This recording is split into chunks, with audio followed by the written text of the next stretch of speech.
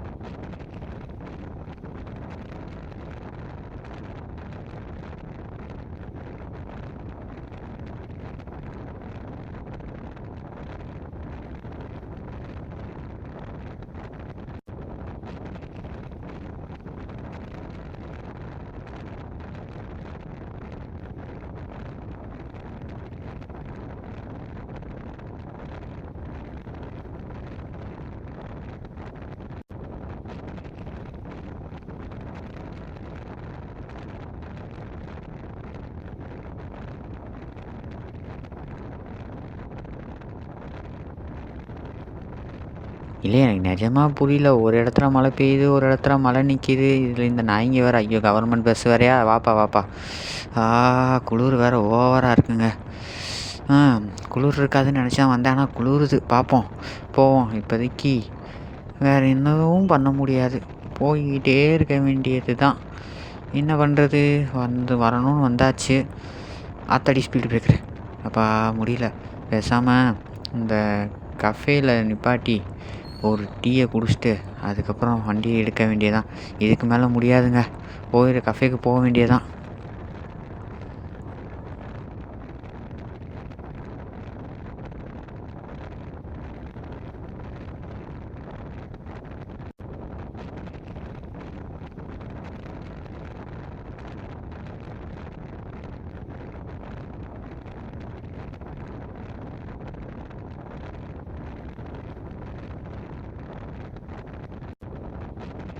டீயை குடிச்சிட்டு கிளம்பலான்னு பார்த்தா அதுக்கு மேலேங்கிட்டு மழை பெய்யுது. இன்றைக்கி நான் நினச்சிக்கிட்டே தான் போய் சாமி பார்க்க போகிறேன்னு நினைக்கிறேன். பரவாயில்ல, ரொம்ப நாள் கழித்து வீடியோ போட்டால் இம்பட்டையும் தாங்கி தான் ஆகணும். ஆனால் ரோடு தான் கொஞ்சம் ரொம்ப ஈரமாக இருக்குது. அடுத்து யாராவது இந்த மாதிரி கிளைமேட்டில் வந்தால் கொஞ்சம் சேஃப்டியாக வாங்க.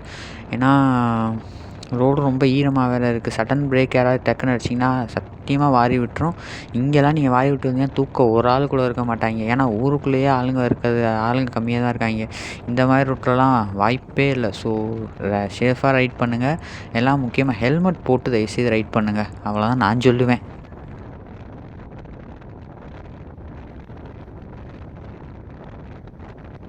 ரெண்டு சைடும் வெறும் காடு. ஆனால் அந்த காட்டுலேயும் மிளகு தான் அதிகமாக வளர்ந்துருக்கு. மிளகு செடி தான் அதிகமாக இருக்குது.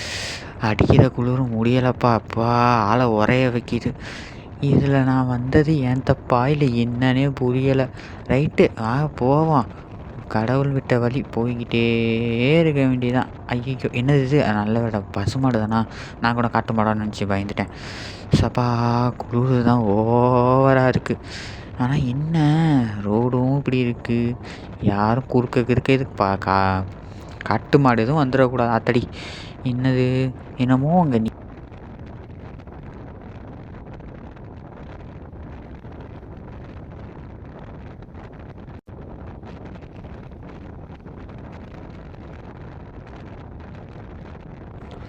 சபா முடியலப்பா. ஐயோ குளிர் ஓவராக என்னடா அது ஏதோ நிற்கிதுங்க. வணக்கம்டா மாப்பிள்ளன்ட்டு இது 3 குதிரைங்க வேறு. ஓரமாக போ, நானே இப்போ இந்த குளிரில் வந்துக்கிட்டு இருக்கேன், இதில் நீ வேறு ஏன்? குளிர் தாங்க முடியல. ஐயோ இதுக்கு மேலே எப்படி நான் ரைட் பண்ண போகிறேன்னு தெரியல. வாங்க போயிட்டே இருக்க வேண்டியதான். அப்பா முடியலப்பா. அங்கிட்டு நல்லா மழை பெய்யுது போல், யாரும் ரெயின் கோட்டை போட்டு வேற வராங்க. ஐயோ நான் ரெயின் கோட்டும் கொண்டு வரல.